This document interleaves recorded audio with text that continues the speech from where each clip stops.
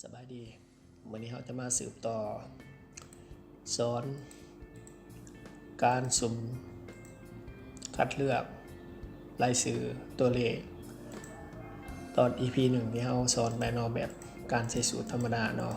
วันนี้เราจะมาต่อด้วยการนำ VBA เข้ามาสอนในการคัดเลือกสุ่มรายชื่อจะเป็นแบบใดเนาะเอามาติดตามไปพร้อมกันเนาะเขาก็เปิดไฟล์ที่เขาเกี่ยมมานั้นเนาะตัวการสุ่มรายชื่อด้วยสูตร Excel บวก VBA เนาะเปิดมาเนาะแม่นตารางที่เราได้เตรียมมาแล้วเนาะเอาแบบการสุ่มรายชื่อแบบออโต้เนาะบัดนี้เราจะกดเพียงปุ่มนี่ปุ่มเดียวให้มันสุ่มรายชื่อไปเลยเนาะเอามาเบิ่งตัวอย่างเนาะเขาจะเอา1รางวัลเนาะจำนวนหัวมันเขาก็ลบไปเลยก็ได้เนาะเขาก็มากดที่ปุ่มนี้เนาะตัวอย่างเขาไปเบิ่งก่อนเนาะบัดนี้เขามันก็จะแรนดอมสังเกตเห็นสีเขียวๆเนาะแรนดอมไปเลยเนาะ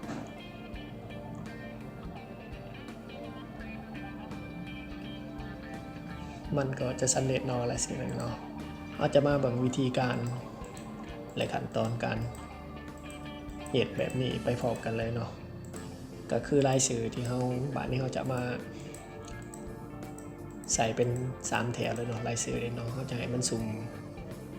ภายใน3แถวเลยเนาะว่าออกสื่อฐานใดฐานใดเขาก็ใส่สูตรเนาะนี่เนาะแถวที่1นี่เขาก็ตีใส่153เลยเนาะตัวนี้ก็ใส่สูตรแบบเก่าที่เราได้เคยเห็นไปในวิดีโอก่อนหน้านี้เราได้ใส่สูตรเนาะใส่สูตรปกติเนาะเราจะบอกเกี่ยวกับสูตรนั้นเหมือนนี้เราจะมา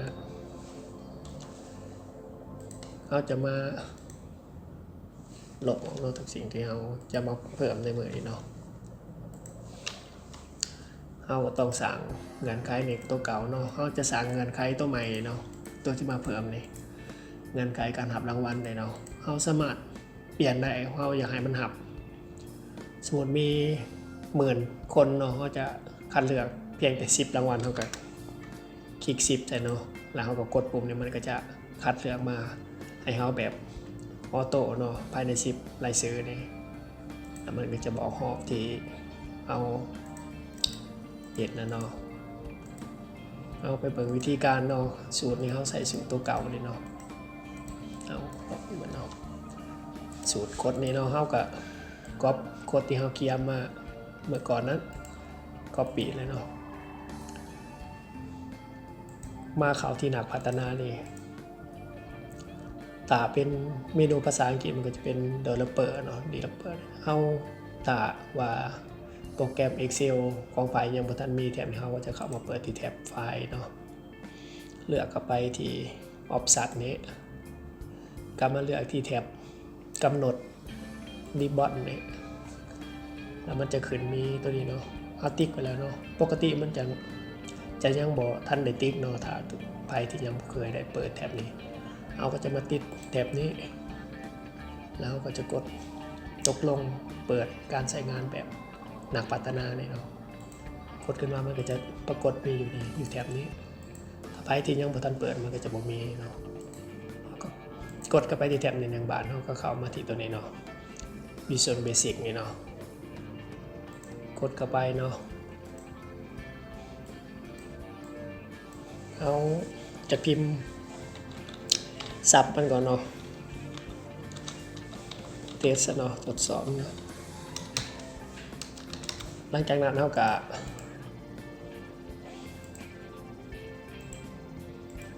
เพื่อบ่ให้เป็นการเสียเวลาเราเกี่ยมกดมาเลยเนาะก็ให้ทุกคนพิมพ์ตามนี้เลยเนาะมันก็จะมีหลายกฎหลายเงื่อนไขเนาะอันนี้เขาจะมานำใส่กฎตัวนี้เนาะผิดพลาดอย่างไรกับตำหนิที่ส้มเนาะเมื่อเขาได้กฎนี้เขาแบบมาวางไว้เลยเนาะกรณีมันเท่าไหร่ว่าหน้าตาของกฎเราก็จะมีประเด็นเนาะอันนี้เขาประกาศตัวแปรมันเนาะเป็นประเภทตัวเลขเนาะ integer นี่เนาะรายละเอียดเขาก็ ไปศึกษาเพิ่มเติมเนาะตัวนี้ก็คือส่วนข้อมูลที่เอาอย่าให้มันเคลียร์ก่อนเนาะมันหลบก่อนเนาะก่อนมันจะมาเข้าลูปตัวนี้เนาะคำสั่ง for นี่ก็คือว่าการวนรอบให้ไปศึกษาเพิ่มเติมเนาะเราจะใส่ประมาณ3 for หลังจากมันสิ้นสุดเราก็จะให้มันโชว์เป็นเมสเสจบล็อกแบบนี้เนาะมันก็จะโชว์เป็นเมสเสจบล็อกเตือนเราว่าโปรแกรมมันได้คำนวณเป็นทีอย่างหัวแล้วเนาะเราจะมีลิงก์โค้ดไว้ให้เนาะให้ทุกคนไปศึกษาเพิ่มเติมเนาะมันอาจจะมีหลายๆโค้ดที่แตกต่างกันไปเนาะตอนนี้เราจะยกเอาตัวอย่างโค้ดตัวนี้เนาะมาแนะนำมานำเสนอเนาะเมื่อเขากดเข้าไปแล้วเนาะเอาวางโค้ดไปที่หัวอะไรนี่เนาะเขาก็ปิดหน้าต่างตัวนี้ออกมาได้เลยเนาะสำคัญก็คือว่าก่อนเขาจะนำใส่ไฟล์นี้ได้เขาต้องบันทึกเป็นนามสกุล3ตัวเลยเนาะคือ x l s m กับ x l s b เนี่ยเนาะเป็นโค้ดตัวมาโครเลยเนาะเพราะว่ามันไฟล์ของเรามันเป็นไฟล์ที่มีโค้ด Visual Basic แต่เราว่าบ่เถอะก็ขอไปเนาะเพราะว่าเราค่อยจะเก่งภาษาปานใดเนาะกับเบิ่งไปนำกันเนาะเมื่อเอาโค้ดที่เราเกียมไว้เข้ามาใส่ในนี้แล้วเนาะเราก็อยากให้มันแสดงตัวเลขนี่เนาะเราก็จะพิมพ์ตัวนี้เนาะเอาตัวนี้บวกกันกับตัวนี้เนาะเราก็ลองไปนำโค้ดไปนำกันเบิ่งเนาะตัวนี้เราจะบ่ใส่ยังเลยเนาะโค้ดที่เราเขียนไว้นะมันจะไปใส่เราแบบออโต้เนาะเพียงแล้วเราก็มาสร้างปุ่มเนาะปุ่มแบบนี้เนาะอันนี้กรณีนี้ไม่เท่าใน3เท่าในแอดมาโครนะเนาะเมื่อเราสั่งแล้วก็พิมพ์สื่อตามใจเราเนาะพิมพ์อะไรก็พิมพ์เนาะเมื่อเราได้ปุ่มนี้เราก็คลิกขวาที่ปุ่มนี้เราก็มาเลือกเข้าไปที่กำหนดแมคโครเนาะมันก็จะมีตัวเข้าไปเมื่อกี้เนาะเทสนี่เนาะเราก็จะติ๊กเข้าไปแล้วก็ตกลง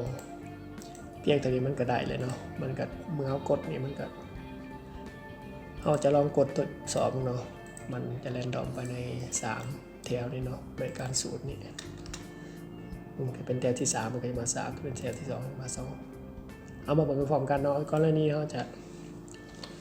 เลือกประมาณเอา10คนเลยเนาะ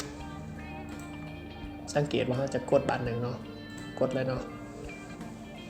โปรแกรมโค้ดที่เราเขียนไว้มันก็จะสุ่มรายชื่อให้เราเป็นหอบเนาะมันก็จะแสดงว่าในสุ่มหอบที่1นี้เนาะมันก็ขึ้นเลข1นี้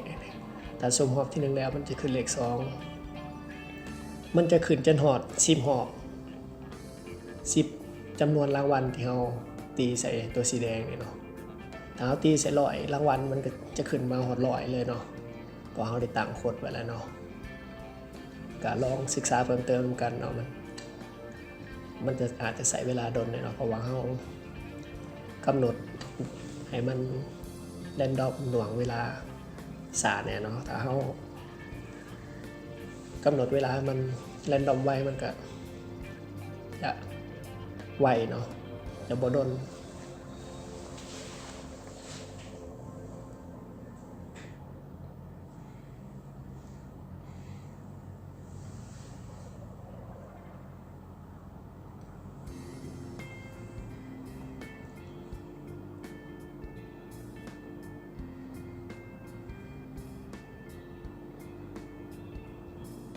มัน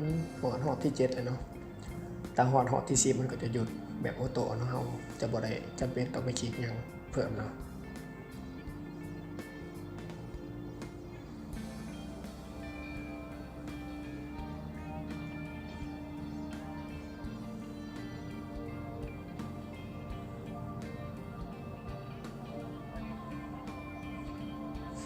หอบสุดท้ายเนาะ